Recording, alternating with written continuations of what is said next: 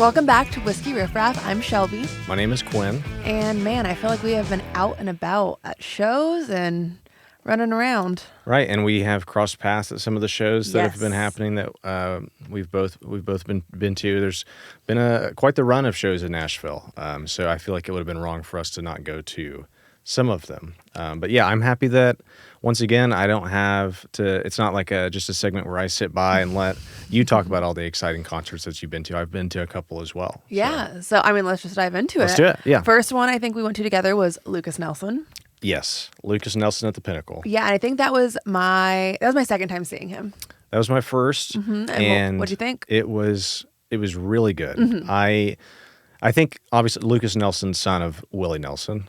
For those that weren't able to put that together, he is very talented, but it does seem to me it comes off that he makes an effort to be his own person, which would be such a hard thing to do when your dad is Willie Nelson. But he, in moments, sounded very similar to Willie. But definitely. in a lot of the show, he was like, oh wow, he's got his own voice. Yeah. And it comes through in quite the beautiful way. And he had tons of cool cameos from or not cameos, but whatever you want to call it. From guest stars. Yes. That came up on stage. Ernest was there, Stephen Wilson Jr. So, I mean, that was a great concert to go to. And that is the best part about living in Nashville is one, the constant, live music and shows that are here. But also I feel like we get the best guests during the shows because everyone lives here. That's right. I thought he was awesome too. And it really made me enjoy his new album even that much more. Yeah, because he had been with a band for quite some time. And then this is kind of him embarking on his own solo stuff, the solo part of his career, and he's got what it takes. So I also had listened to his album prior, but after the show really dove into it. So I'm a big fan of Lucas Nelson, as many others are. There were a lot of people at the Pinnacle show. It was a pretty busy show. And then next we also went to Charlie Crockett and Tyler Childers at Geodis, which was just basically like if someone asked me, what's your dream billing for a country music concert? Because to have both of those artists together in the same night was remarkable. I'm a big fan of Charlie Crockett, and I really do like Tyler Childers a lot as well. I would probably say though that I'm not a contest, but I'm a bigger Charlie Crockett fan than I am a Tyler Childers fan. But that was such a cool show at Geodis Park, and I had never been there for a concert. Me either. And I felt like it was pretty good. It was a pretty good venue for a concert. Yeah, I will say that I definitely would like prefer to be on the floor for Geodis just because it's just such a big field and like the stands are pretty far back. From the stage, yeah. But I'm reversed. I think I like Tyler Childers more than I like Charlie Crockett. But Charlie Crockett got one of his songs stuck in my head, like to this day, the Jukebox Mama. I'm like, it is burned in my brain. I will say though that during Charlie Crockett, because we were on the floor, there was a guy standing in front of me the entire show who wasn't even in his correct seat. Like I know for a fact that was not his seat because he was not in it the rest of the show. Right. And he stood while everyone sat, and it's the worst because it's like you're allowed to stand, you're allowed to enjoy the show, but like he was being so obnoxious, and he had been drunk because his date was like, sit down, and he was like, nope. I've got a friend who says that whenever you pay for a seat, it's from the seat to the sky, and I agree with that. And it's a fair point to make, except for whenever you're the only person. I think that is kind of tough. You have to kind of have a heart for the rest of the people that are there, especially if you sent a picture of the guy, and we don't know the guy's name. If you're listening, we're sorry that we're talking about you, but he was like 6'5". Yeah, he was really tall, and there were people in front of me who like purposely got floor seats because they couldn't stand for the show, and that was really unfortunate for them. Yeah. But normally I agree, seat to the sky. Yeah, it's your seat. Enjoy the show. That was a great show. Tyler Childers put on a hell of a show. Oh yeah, and it was like maybe 8 songs into the set list, and I was like, what else is he gonna play? Yeah, because it was just hit after hit after hit. The entire show was. And he did the acoustic 3 songs kind of in the middle of the crowd, and then obviously he zip-lined back to the stage, which was crazy. So, and he did a lot of talking, which I've seen Tyler do several times, and I feel like he does not talk nearly that much, but he's very entertaining. I wrote about the rant that he went on Yes. Right before he played Bite and List. Yes. And I think his rant was longer than the song's performance, if Yeah. I'm not mistaken. Yeah, it was like over 5 minutes. It was awesome. He puts on a great show. Yeah, it was such a fun night. Any other shows you've been to? I went to Ashley McBride's residency at Chiefs. How was that? It was an awesome show. Yeah. I love that venue. Is it called the Neon? It's called the Neon Staple, and that is the third and steeple. I think Neon Steeple. It's the third and fourth floor of Chiefs. And it's such a cool, intimate venue to see an artist in. Especially, I've been fortunate enough to see Eric's residency there and now Ashley McBride's residency. And she puts on one heck of a show, too. Okay. She's a lot of fun. That's what the thing that I could tell whenever I was there was like she's having the time of her life out on the stage. And sometimes, I mean, I'm sure you've seen artists where it's like maybe they're just kind of singing transactional, right? Yeah. They're just up there because they had this thing booked however many months ago. And Ashley it really felt like she was grateful to be there and grateful for all the fans that were there too. Obviously, friend of show, and I haven't really. I don't know if I've seen her live. I mean, I have seen her live, but like I haven't seen like her show. Yeah, I've always seen her like. It was open. a full band thing. It wasn't because I know Eric's was more of like an acoustic, just him. This was full band. Full band. I'm hoping to catch it when she's back for 2 nights in December. Yeah, you should definitely. Anyone else that's listening should as well if they can. Yeah. I went to 2 more shows. I went to, it was a fundraiser called Hope on the Inside, which helps people who are incarcerated and are out now to help them get back to living normal lives. And Kix Brooks played that, which was really, really cool to be in such a small venue. I think I had a chance to go, but it was like some sort of conflicting thing. But I was very upset that I didn't get to go, and it was really cool from what I understand. Yeah, I mean, I love Brooks and Dunn. So Kix Brooks just playing very intimate venue. I got to hear his stories. And again, he's just exactly how we met him last time on the podcast, just as friendly as can be. Definitely he gives like grandpa vibes, like dad jokes. Yeah. Oh yeah, so fun. And then I just saw Ty Myers on Friday night. Oh yeah, at the Pinnacle. Which, are you a fan of Ty Myers? I've listened to some of his stuff. I know he's got a pretty young fan base. Oh, he is 18. So his fan base was basically I'd compare it to a Mega Maroney concert, except so all the girls, it was a lot of girls, like 85% girls. Okay. And they all looked under 21.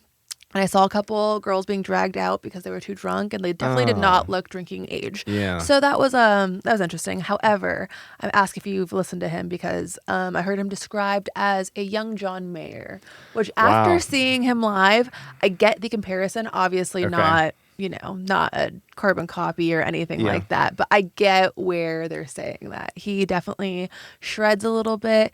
I wouldn't really consider him country. He's definitely more singer-songwriter, but fantastic. And everyone knew every word to his songs. Like when I was recording videos, you can barely hear him. You just hear the crowd screaming. How do you feel about that? I mean, because like you actually can hear him when you're in the concert. I was fine, but it was just the videos where like you couldn't hear him because the crowd was so loud. So it's like, that's fine. Like the concert is not made for the video. The concert's made for your ears. I do love a part of a concert where everyone in the crowd sings the song, but I don't want that to be the entire concert. Yeah. I think the best way to do it is for the artist to recognize that they're singing a song that all the fans know, and then to step away from the microphone to signal, hey, here's your all's chance to basically duet with me. If you're just singing the entire time over the artist, I don't know how I feel about that. Yeah, and the thing is, like, it was every song. Right. Like, not just one. Yeah. So it's like, what do you do in that situation?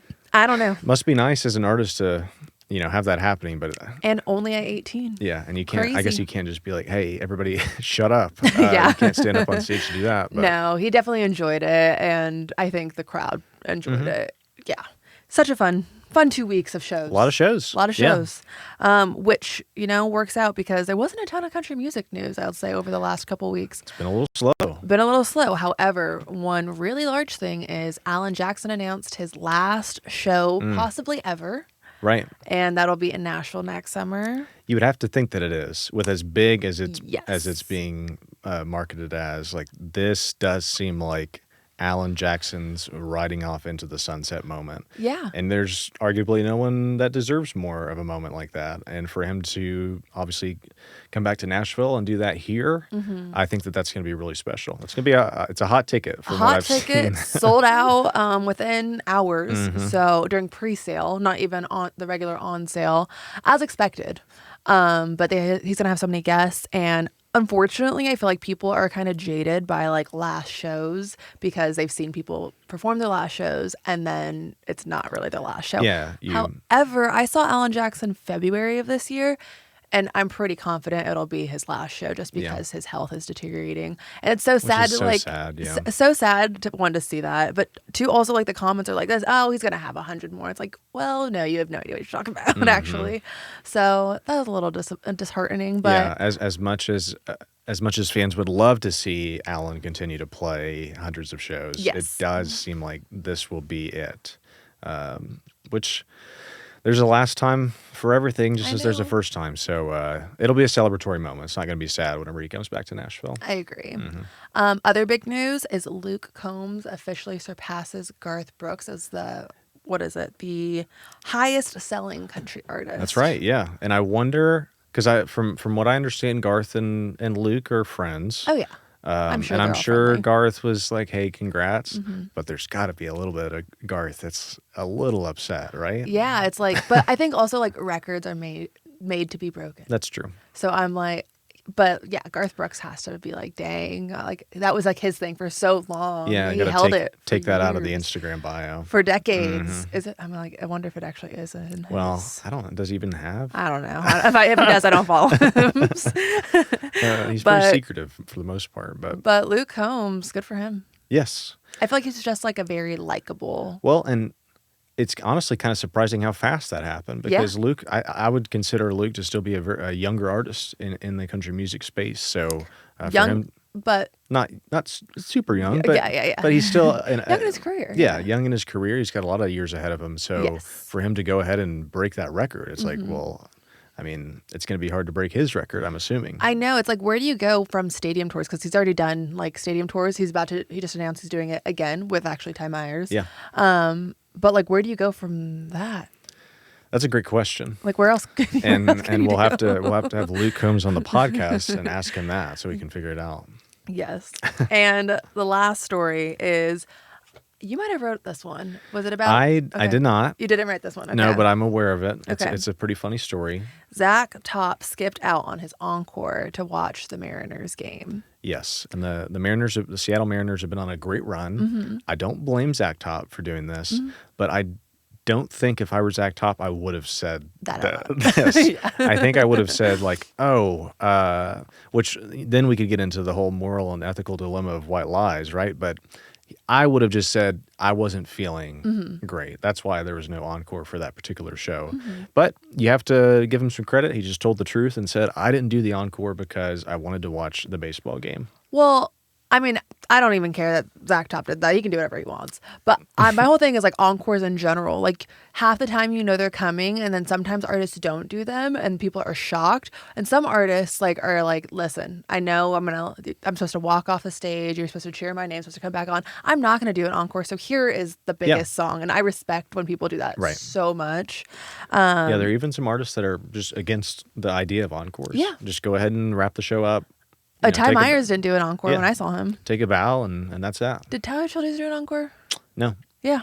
So it's like... Well, no, he didn't. He just ended the show with House Fire. So it's not like a requirement. Yeah, and and I think he said like we've got a couple more songs. We've got 3 more songs, is what he said at some point, and then they played 3 more songs, and that was it. And that's fine by me. Yeah, I agree. Well, with that, let's dive into what song you have on repeat right now. Well, we were just talking about Tyler Childers, Onita by Tyler Childers. I have listened to that song probably upwards of 30 times since I saw him live. And I love when that happens. Yeah. Like a live show. And that's again one of my favorite things about seeing a concert is that song I had listened to prior and was like, that's good. But then something clicks sometimes whenever you see something live, and that's what happened with me. And I've become a huge fan of that song.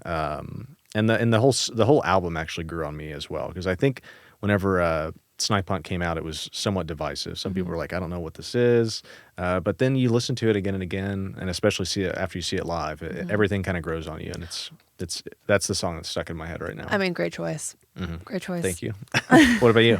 Mine is Empty Hole, which, so South Hall, formerly Reed South Hall Band, re-released their Six String Sorrow album with a couple of re-records included one with Co Wetzel, one with Sam from Trio Revival, and the one I chose is Empty Hole, which features Hudson Westbrook. Probably the one I was anticipating to like the least, and I like it the most, and I think that's why it's been my most played. It's like I love when my expectations are like flip-flopped. Yeah. The song was already great, but I think Hudson Westbrook just fits it better, and it wasn't my favorite song on the original album, like Moon and Back, Gunshire, are all like my favorites. But this one gave me like a new reason to like revisit it, and it's my new favorite. So 10 years later, I really feel like South Hall was way before their time. If they were a new band right now, I feel like they'd be, headlining festivals the same way Trio Revival is. And that's a good point, yeah. So I'm hoping that, this re-release kind of helps them even get bigger. It should, yeah. And 10 years already. 10 years. Wild. That's nuts as well. Yeah. And it's always fun when new music guides you to old music, or vice versa. Old music guides you to new music. Definitely. So, it sounds like that was a great little gem for you to find, and now you appreciate South Hall and Hudson Westbrook even more. Yeah, South Hall is definitely was already on my list of artists I loved, and now they're like one of my favorites right now. It's just of this year. Seeing them live this summer really just solidified it for me. I feel like that always happens. Yeah. Well, let's dive into this episode with Brent Cobb. Yes, and right after a word from our sponsor for this episode, ZBiotics. Hey, Whiskey Riff Raff listeners, Quinn Eaton here, and I've got to be honest. As I've gotten older, those nights out with friends have led to some rough next days. Let's face it, after a night with drinks, I don't bounce back the next day like I used to. I have to make a choice. I can either have a great night or a great next day. That is until I found ZBiotics pre-alcohol probiotic drink. Here's the deal. All you have to do to avoid that dreaded day after drinking is properly prepare with pre-alcohol. Think of it as spending money on the first drink so that you don't have to pay for all the other drinks the next day. ZBiotics pre-alcohol probiotic drink comes in a small vial that could easily fit in your pocket or purse. All you have to do is take it 1 hour before drinking alcohol, and the pre-alcohol drink takes care of the rest. How, you might ask? ZBiotics pre-alcohol probiotic drink is the world's first genetically engineered probiotic. It was invented by PhD scientists to tackle rough mornings after drinking. Here's how it works. When you drink, alcohol gets converted into a toxic byproduct in the gut. It's a buildup of this byproduct, not dehydration, that's to blame for rough days after drinking. Pre-alcohol produces an enzyme that breaks this byproduct down. Just remember to make pre-alcohol your first drink of the night, drink responsibly, and you'll feel your best tomorrow. I'm planning on grabbing a couple drinks tonight with my friends, but about an hour before that, the first drink I'll be grabbing is ZBiotics pre-alcohol probiotic drink. I did the exact same thing a couple of weeks ago when I went out, and you wouldn't believe how on top of my game I felt the very next morning. All the plans I had the next day were still good to go, thanks to ZBiotics pre-alcohol probiotic drinks. And hey, fall is here, and that means it's time to enjoy cooler weather and some drinks out with friends. Whether you're enjoying a pint at a fall festival or a spooky cocktail at a Halloween party, don't forget to drink a pre-alcohol before drinking. You'll be able to celebrate and still wake up feeling great the next day. Go to zbiotics.com/riffraff to learn more and get 15% off your first order when you use riffraff at checkout. That's RIFFRAFF. ZBiotics is backed with a 100% money-back guarantee, so if you're unsatisfied for any reason, they'll refund your money, no questions asked. Remember to head to zbiotics.com/riffraff and use the code riffraff at checkout for 15% off. Brent Cobb, welcome back to Whiskey Riff Raff. Hey, glad to be back. Yeah, thank y'all for having me. Of course. You were on probably 5 years ago with Stephen West, and then I got to talk to you a couple years at a festival where the famous or infamous clip of the I like chicken wings. Oh yeah, that's what. Yeah, because I thought, I see why y'all set it up for today, since it's like this past weekend was opening for college football, Yes. And I was like, I see what's happening here. Yeah. We're gonna bring up the chicken wing. Yes, that's You're why. right. That's why. Yep, you're exactly right. Yeah. And I haven't talked to you before, but I did see you play at the Blue Room not too long ago. Yeah. So I was there in the crowd. Great show. Well, thanks. I had a great time. Loved the fact that you just played through the entire album too. Yeah. The entire new album. I really respect when artists just get up there and like, hey, I'm gonna play this from. Yeah, I wanted to give everybody a heads up on that too. For that, I'd never been to the Blue Room. I hadn't either. Ever? Yeah, it's cool, it's man. interesting. Yeah. Yeah. Cool spot. That was a fun night. I know I had thrown my back out or something too right before that show, and so I was like, it was supposed to be debuting a rock album, and I couldn't even rock. Well, I didn't even notice. I couldn't move. You played it off well. I had no Thanks, idea. man. Well, how does that play into you celebrating? Because I'm sure that show was you celebrating the new album and being in Nashville. Kind of, you get to see all your friends and friends in the industry. A little bit like a family reunion. Mm-hmm. Yeah, it was a fun night. I couldn't, like I said, I couldn't party like I was hoping to party. Yeah. But I thought the show went good, and yeah, half of the performance that night when we were running through the new album was this was the first time we'd ever played them. Really? Since we had laid them down in the studio. Dang. So it was, everybody, it was like y'all were all our test subjects. And Well, since we already touched on it, I might as well just dive into the new album and the music. Number one question is, what inspired from you going from Brent Cobb to Brent Cobb and the Fixins? And the Fixins, like they say, he's spanning down. Well, more than anything, because this album was more rock leaning, the band is no different. We've been all playing together for, I don't know, Matt has been in the band. We've been playing together for at least 15 years. And then Josh on bass has been working with me since 2018, but he came out and was running front of house for a long time. He wore every hat you could. He tour managed, he sold merch, he started on that first Stapleton tour. But anyway, he started playing bass in 2019. Lynn Clark been playing with us, I think, since like 2021, but he's from rock background too. They're all kind of, their natural, what they do is rock. Like Lynn's old band, he's a founding member of the band Color Revolt. I don't know if y'all ever heard of them. Good name. Kind of like dude, they're so good. They sort of like a Southern goth type. I don't know. Check it out. I will. Color Revolt. They don't really make albums together anymore. But anyway, so it just seemed natural to call.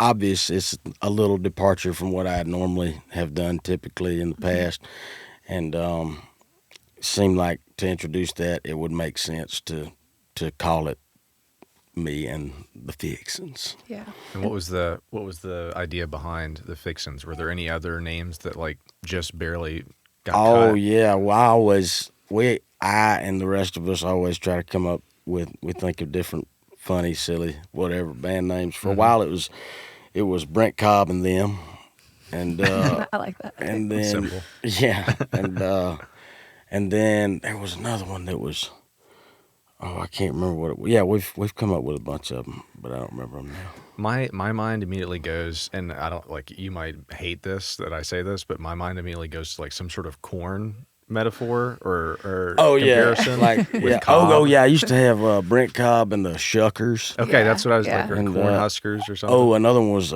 Brent Cobb and the All Shucks. The all shucks. Yeah. That's good. Kind of funny. Yeah, no, I don't take it. I'm not offended by that. Okay. Well, my last name is Eaton. And Oh, I've gotten a man. lot of. Dang, if we were in a band together, Eat- come up with all kind of stuff. Eating Cobb. Eat corn on the cob. Yeah, a lot of jokes thrown my direction though throughout my lifetime, but I'm over it. No hard feelings. Yeah, it from used to bother me all my life. Brent, corn on the cob, Yeah. and now my daughter is going through it, and so I had to tell her, you got to embrace it, baby. Yeah. Now you got to put it on merch and sell it. So That's true. That is true. Yeah. At the show, correct me if I'm wrong, you said that part of the inspiration for the departure and going more rock than country was something that your daughter said to you. My right? son, actually. Your son. Okay, yeah. gotcha. So, well, yes.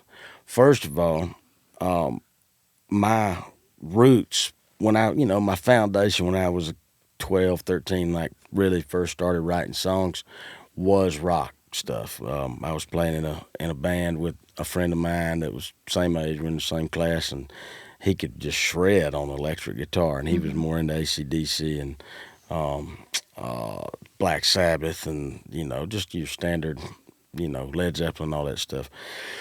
So, yeah, I was tapping back into that, my roots. But then 2 years ago, my son's 4th birthday, I was able to come across a drum kit. I got him this little jazz kit, and I set up the electric guitar and the amp, and we were rocking in his room, and he played on the drums, and he's like, "Dad, play some rock and roll guitar."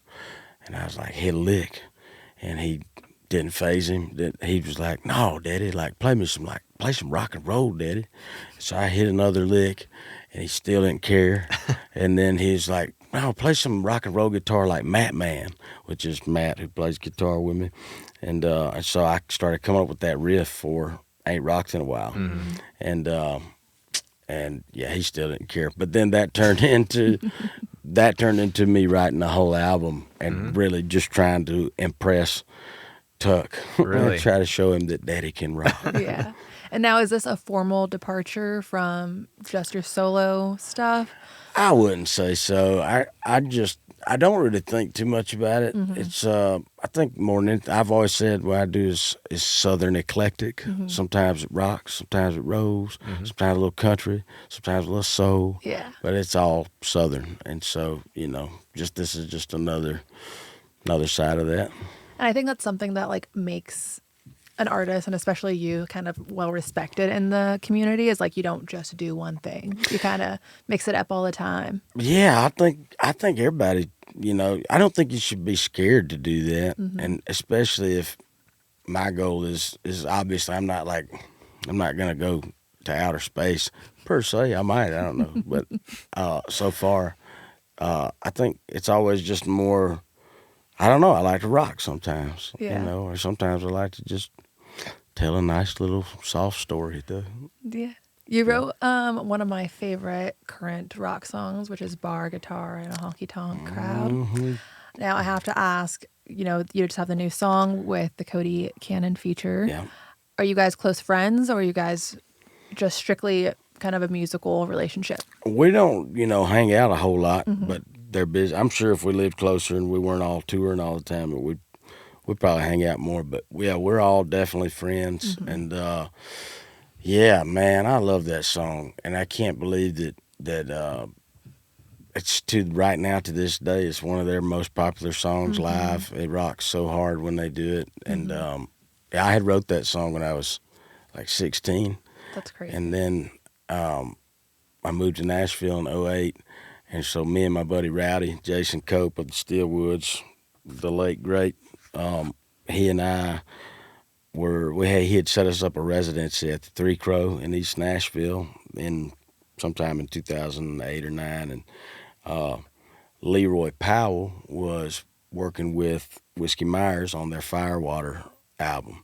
And so they were taking a break from the studio, and they came over to Three Crow, and he brought them all in, and we were, at that moment, we were playing Bar Guitar in a Honky Tonk Crowd. And we took a break, and I walked over to the table, and Leroy was introducing us, and the first thing Cody Cannon was like, "Man, we needed a song like that." And he was like, "Well, can we just do that song?" And I was like, "Yeah, it'd be great." I love that. And so they recorded it, and then a funny story, so that came out on their Firewater album.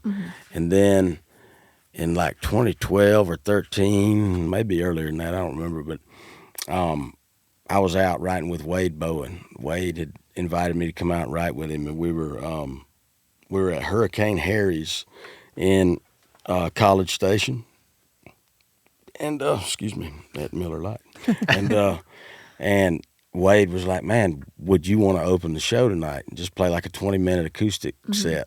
And I was like, I don't know, maybe not, I don't know, but yeah, I'll do it, thanks. And so I go and I play acoustic set, and nobody cares. It's a couple thousand college folks, and nobody really paying attention to the dude that they don't know with an acoustic guitar.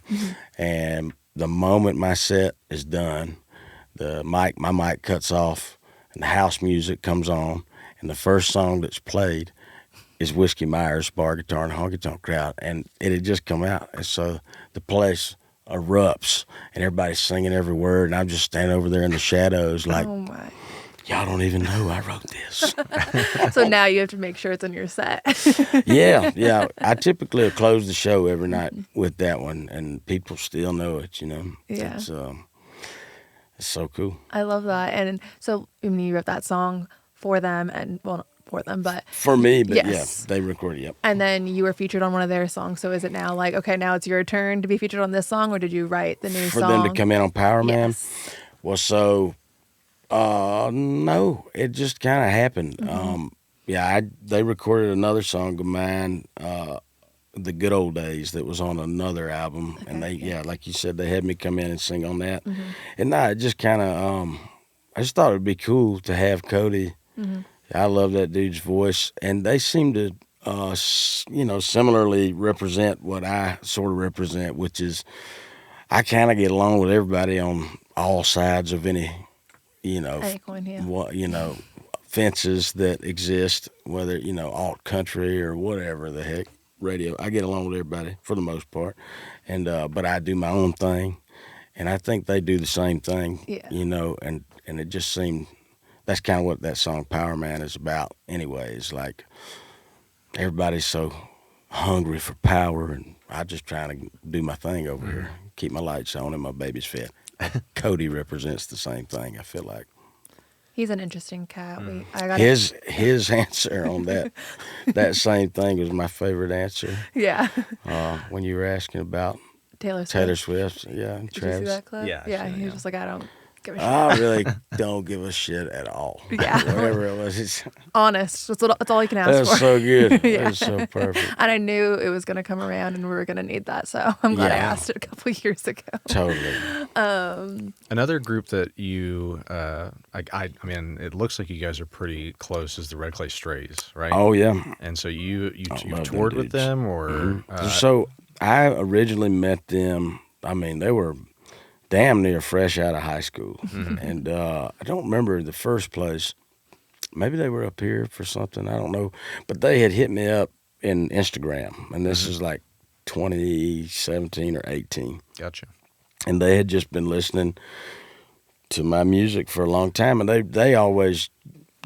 they're really aware of what's happened. Like, they know who the writers are, or whatever. Kind of like they knew I'd written bar guitar or that Steelwood stuff, and they pay attention to those kind of things. And so they had reached out, and they had happened to be in town one time, and then we hung out. They wanted to write, and then so we've just kind of been buddies. They used to cover a few of my songs, and we just stayed in touch over the years. Yeah, I went, not to sound creepy, I went through your Instagram. It was No. like you had a really nice message about them, and they returned not necessarily that they were returning the favor, but they also said some really nice things about you as well. You guys both respect each other as Totally. as Man, artists. I have a video somewhere of all of us. We played at this place down in Alabama. I can't remember the name of it, Range 291 or I can't remember, but they were off, and they all showed up and hung out. And man, we are loose, buddy. And we're singing Roger Miller, A World So Full of Love, together.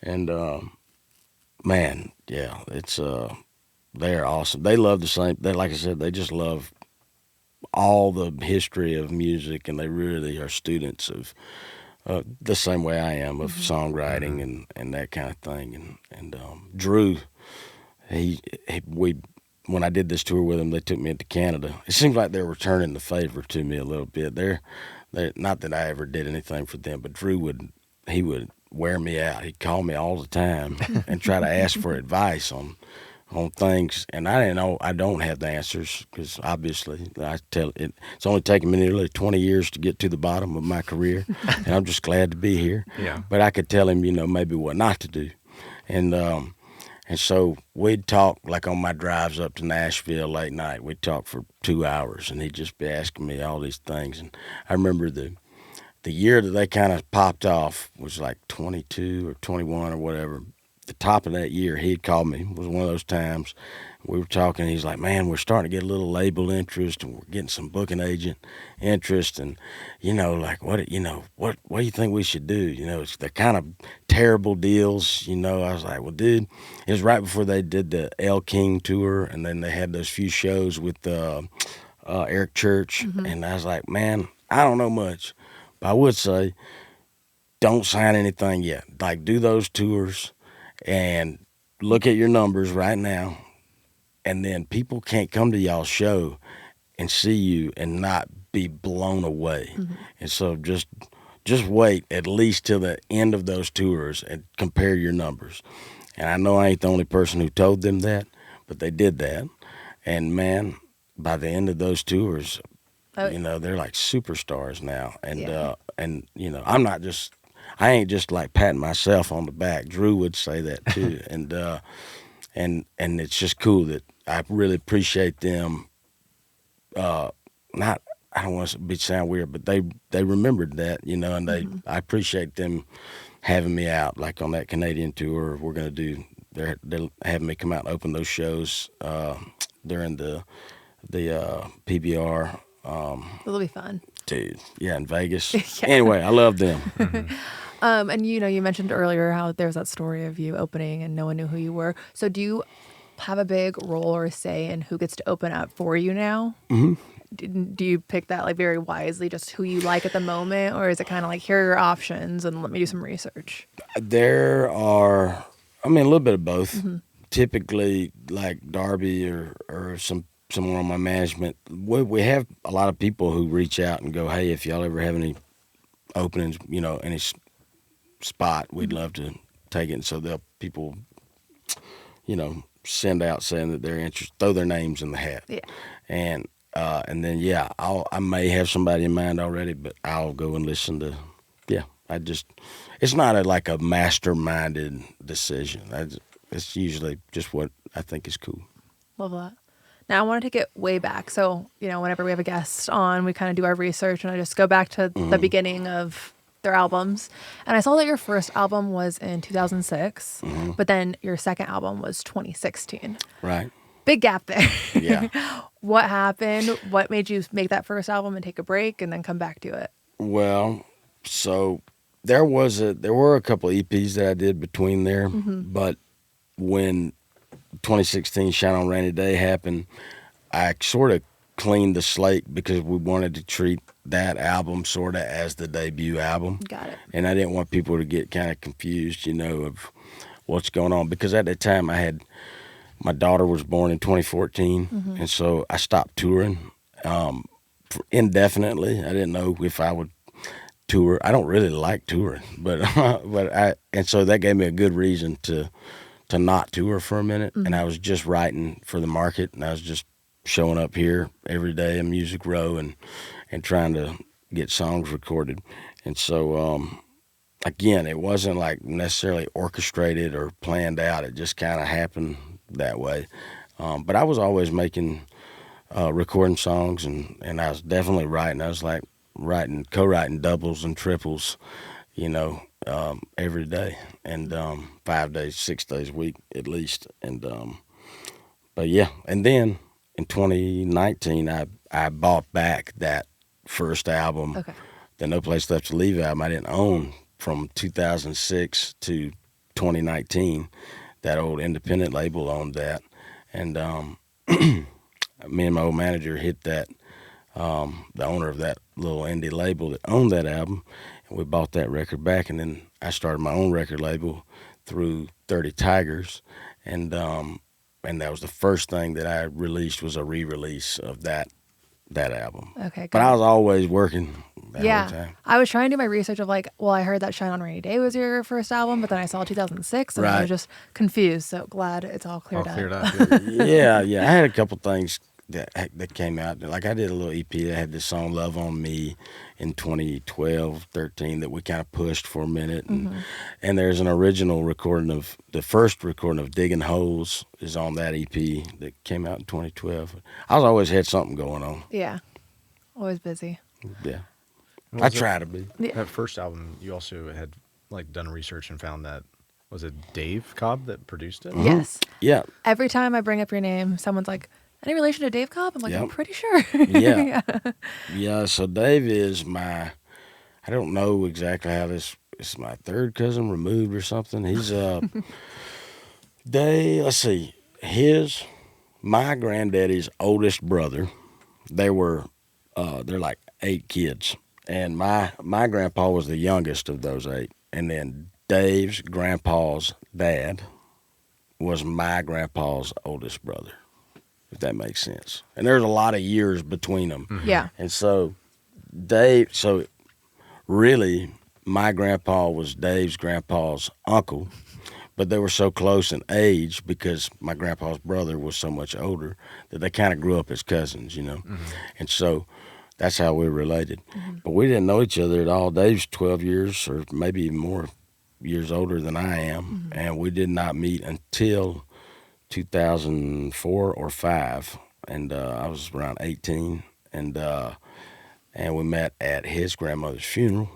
I was a pallbearer, and we're all musical in my family, and so we'd heard that we had this cousin of ours that was a L.A. record producer out in L.A., and so word kind of got around, and I was young and arrogant, and so after the funeral, I was like and skeptical, and so I was like, man, I hear you're a big L.A. record producer. What have you produced? And at the time, he had not done that. He wasn't like Dave Cobb mm-hmm. like he is now, but he had done a few things, and he listed a few of them, and one of them was that Shooter Jennings Put the O Back in Country album, mm-hmm.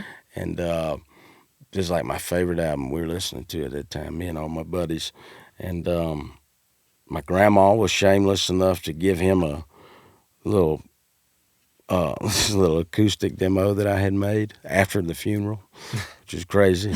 and then a couple of days later, he had listened to it, and he and Shooter called the house, and I had just gotten off work. I was working for a tree service crew at the time, and me and my friend had just gotten real stoned, and the phone rings, and it's him and Shooter, and they wanted to fly me to L.A., and that's changed. It's what started all of it. And so I went out there and made that No Place Left to Leave album. Wow. So your grandma handing him a mixtape or a tape yep. led to your country music career, you could say. Yeah, for sure. Yeah. Well, it's definitely what like got me out of, mm-hmm. I never had like big dreams or aspirations to leave Ellaville, Georgia. I was just glad to be there, and I saw my whole life. Like I was gonna work on. I was gonna be a tree service crewman, mm-hmm. forever, and I guess, and then play music on the weekends. And yeah, for sure, if Grandma had not given him that, then I would be doing that. I'm sure. Wow. And, yeah, that definitely started it all. Mm-hmm. And you said your whole family is musical. I think it was at your Ryman show that your sister came out with mm-hmm. you and sang. Yeah, that was special. And she's awesome. Playing the Ryman and these big tours, getting a Grammy nomination. What do you think has been the highlight? Like, where do you go after playing the Ryman? Like, headlining it like that. Yeah, like how do you top that? I really don't know. I keep waiting for people to start connecting all the dots, and maybe all I've ever wanted to do is just keep the lights on and mm-hmm. keep my babies fed, and I'm doing that. Mm-hmm. It would be nice if people started noticing that, like, I just need more people to start showing up a little bit. Mm-hmm. And the people that are showing up, I appreciate, but I need people to, this sounds like I'm bragging. I don't mean it to sound like that, but like I took Coulter Wall on his first European tour, mm-hmm. which is crazy. He was opening for me. I highly recommend not ever following Coulter Wall in an acoustic setting, but that was 2017. And then, it'd be cool if people, I think sometimes people still view me as like, he's just out there just getting started, or he's just trying artist. To, and, but like, Tyler Childers opened for that video of Tyler, covering Time by Pink Floyd, mm-hmm.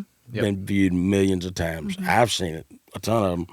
And a year or so ago, it had popped up in my feed again. I'm watching it, and I was like, damn, that stage setup looks familiar. That drum kit looks familiar. That guitar, that's my show that he opened at the Basement East right before Purgatory came out, you know. And it's just, I feel so grateful to just been able to witness all of it. This whole like change of seasons happen in the country music world, and I feel like I've been a lot more a part of it than I think some people realize. Definitely. And but it's all good too. I mean, everything's good. I do wish folks would know that I'm an OG. Right. You are. We recognize it. At least. No, I ain't saying y'all. I mean, and I'm not bitching either. No, I know. We get what you're saying. And is there a part of you that kind of did this, you know, rock and roll offshoot to maybe hopefully bring more eyes to you? Perhaps. I know I told the guys when we were making it, I was like, I kind of hope everybody hates it. Just so people just start talking, you know, and then maybe people will dig into the past a little bit.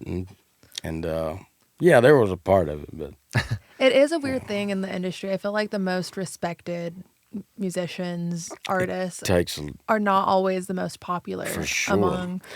yeah, We have this conversation a lot about Stephen Wilson Jr., who like we like a lot right now. been around forever. But yeah, we didn't realize, and then you're like, oh yeah. 46 years old. And yeah. everyone comes in Chris here and drops Stapleton, his name. man. I mean, that dude, which, you know, he was pretty successful just as a songwriter there, and all his other side projects.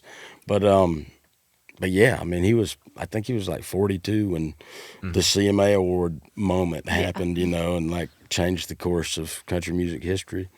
So yeah, I'm cool at the same time. Yeah. It's if nothing changed, I know that the fans that I do have now ain't going nowhere, man. We're family, and they know exactly, they love me as much as I love them, and so, you know, it's just me and them. And if that doesn't change, if it don't get no bigger, my lights are on and my babies are fed. That's right. And what would you say was the fan response, or just the response in general to Ain't Rocked in a While whenever you put it out? The real one, they didn't phase them at all. They like the ones that have been around, you know, for a while, they already knew. It seems like everybody really likes it. People did not hate it as much as I hoped they would. That's hilarious. I'm going to put this out, and I hope people hate it. No, I don't really, but I it's been great, man. But I will say I have noticed now there isn't as much of a disconnect now when we do rock, which was that was really the main goal. Was sometimes we would play, and it just kind of felt like they were expecting more of the folksy kind of songwritery stuff, and when we would do 30-06, or if we do If I Don't See You, or, you know, bar guitar and a honky-tonk crowd, there was a little bit like it wasn't what they were expecting, and now I don't think that. I think they're in it now. They get it now, you know. That's good. What's funny is, like, you know, we always throw around, not us in this room, but just in general, we throw around this word outlaw all the time, and it's like, you know, what does an outlaw mean? And it's like, I feel like it's certain songs like yours where it's like Country Came Back to Town. That's like that's sneaky outlaw. I guess yeah. I don't know. I love that song. I'm so proud to have wrote it. That's what we were just talking about, though. Was I think that the story and the history of what has happened now, like where we are, like with people like the success of Zach Bryan being so big, you know, or so fast, you know, right. And I think people don't realize how many people sort of primed that, you know, for years, for like a couple decades, you know, or more.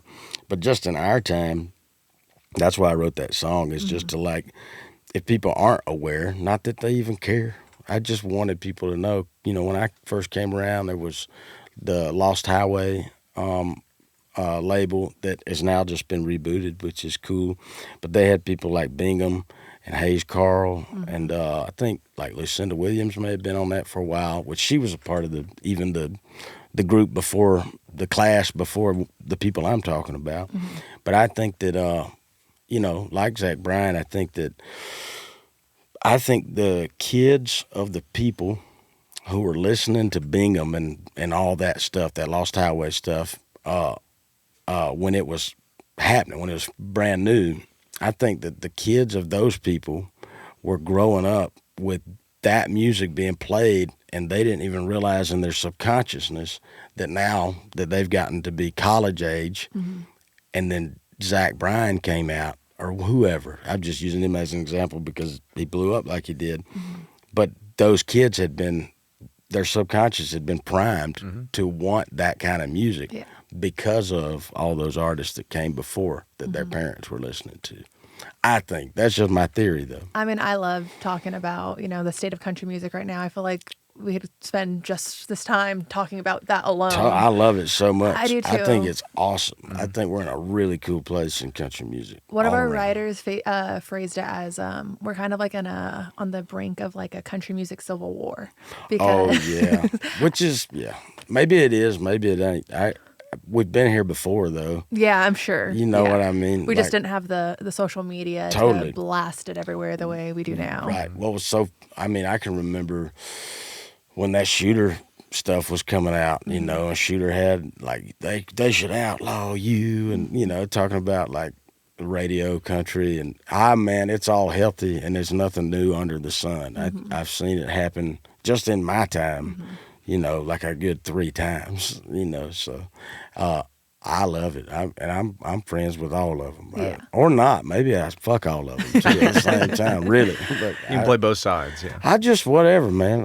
I'm just happy to be here, really. Yeah. And like, it doesn't really matter. I mean, it matters what I listen to, but like, all you really care about is if you're face to face with someone is if they're a nice person. Like, I don't have to like their music to just I guess. talk to them. Yeah. I think it's all healthy. No matter, I think everybody fight like hell, everybody can hug like hell, whatever. Everybody just whatever. Everybody's talking about country music right now, and I know that's true. Cool.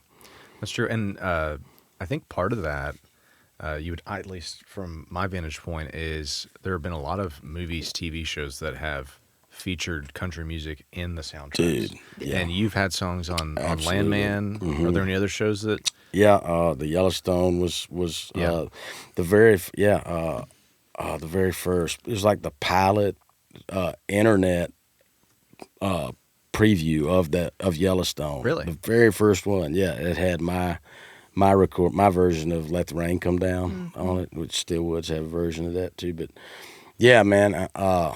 They've been so good to me over there. Andrea Foster. Foster, okay. She's awesome. How cool for you to be able to say that. Like Yellowstone's technically over now. The spinoffs I'm still watching, so. Right. But, that show's massive and be like, you can say. Especially at that time, the first one. Yeah. I would assume that, you have your song featured in Yellowstone and Landman, and then they've just got your name in a Rolodex. It's like, hey, we've got a scene that here's hoping this song could fit perfect. They've been really good to me so far. Oh yeah. They just reach out and kind of, yeah, a little bit. Like they don't really ask for specific, like, hey, we have this scene, and would you try to write about this? But it is a little bit like that. Sometimes she reaches out, or sometimes I don't know how it all happens. A lot of times. Are you able to do that where it's like, okay, I need to write a song for someone or for something, and you're able to just? I'm terrible at it. Okay. I can do it, but for me, for whatever reason, it seems like the way that it works usually is it's just something that I had already, wrote, not trying to. I'm terrible at writing for success. Yeah, no, that's fair. It's anything that I write. That I'm just writing for my, just because that's what is coming out. That's usually what is successful. Yeah. I'm jealous of people who can be like forced creative. Dude, it's amazing. When I'm hungover, I'm the most creative. Hell yeah. It's a whole craft, though, to be able to do that. And it be good, Yeah. I just can't do it. I always say that anytime I'm in a situation and a co-write or something where this moment could change my life, I'm going to screw it up every time. or like, if I'm writing with Luke Combs or whoever, they'll come in and they go, I want to write what you write. I want to do what you do. And I'm going, what I do don't pay as good as what you do. I want to write what you do. And then we just wind up not writing anything. What's like the coolest? Have you had a pinch me moment? I mean, obviously you've been in the industry for a long time, but have you had a moment where you're sitting down in a writer's room and you're like, wow, I can't believe I'm doing this with this artist or something? I mean, I'm not gonna. This isn't a cop out, but really, every time, just walking the road, the alleys of Music Row on the way to a co-write is really awesome to me. But with that said, I don't know. I mean, first time I wrote with Chris Stapleton before that CMA moment. I mean, it was probably 2013 or so. It's just because I already knew him, was already such a big fan, from being around Music Row, was one of those moments.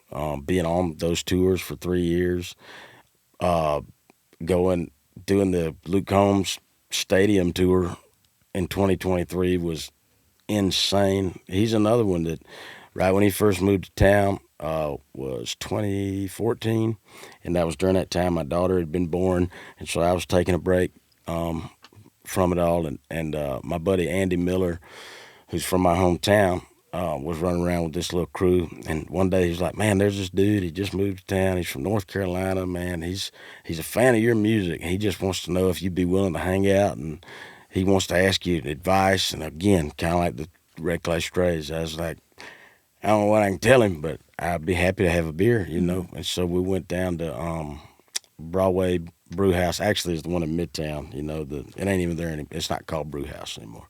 But the one with the tree in it? Yes. Yeah.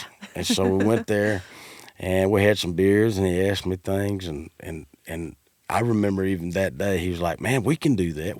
Why ain't we doing that on the radio, like these dudes? And I was like, I don't know. I'm just drinking my beer, eating my chicken, and chicken wings. I knew it had to come up at some point. I got to start thinking of something else, damn it.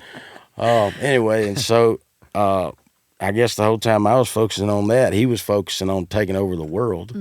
And so, yeah, a couple years later, I was in New York. I was right in the middle of Times Square, staying at my hotel, and Combs sent me a SoundCloud link to his brand new album that he was fixing to put out, and I sent him a SoundCloud link to Shine On Rainy Day, and of course his went on to, it had Hurricane and all that stuff on it, and mine got nominated for a Grammy, but and then fast forward another few years, he had us out on that stadium tour, and so yeah, like a pinch me moment, dude, like being on. I mean, I watched him. I dropped him off at his first apartment in Hermitage that day, that first day that we hung out, this little shitty apartment in Hermitage. And then a couple years went by, and I wrote with him at his condo in Germantown. And a few more years went by, and we're opening stadium shows, 40,000 people. It's insane, man. I like how you casually glossed over the Grammy, though. I know it was back in... Well, I didn't get that Grammy. I know it was back in... I was eating chicken wings. 2016 album that got nominated. Did you go to the Grammys? How do you find that out? Is that...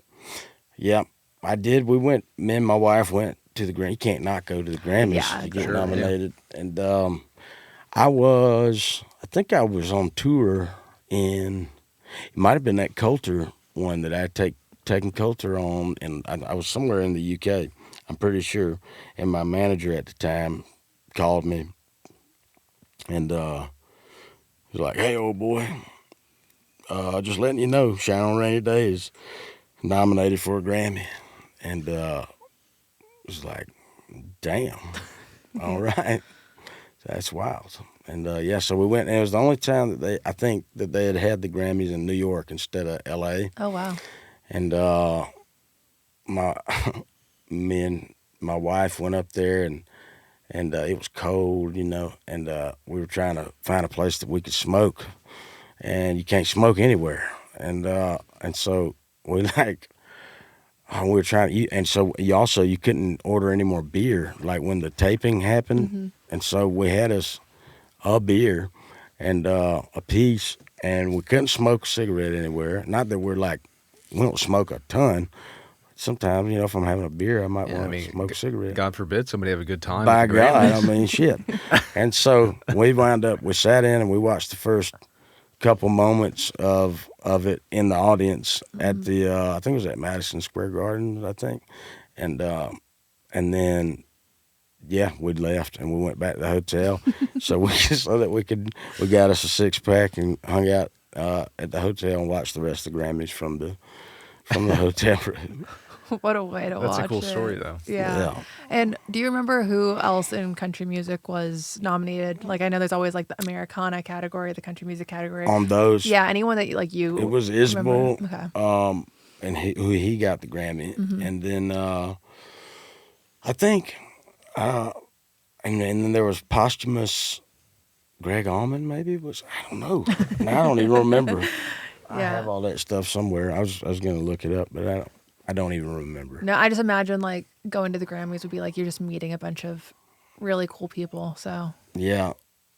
Yeah. We hung out. Let's see. Nicki Minaj was at an after party that we were just hanging. I was hanging out with Sturgill, and his wife. Me and my wife were hanging out with them, and Nicki Minaj was playing the after party, and then. There were Bob Weir was hanging out, and I think we ate a mushroom together, maybe. And no kidding. Yeah. You're gonna do it with someone. I mean, Bob Weir. Else are you gonna do it with? And I'm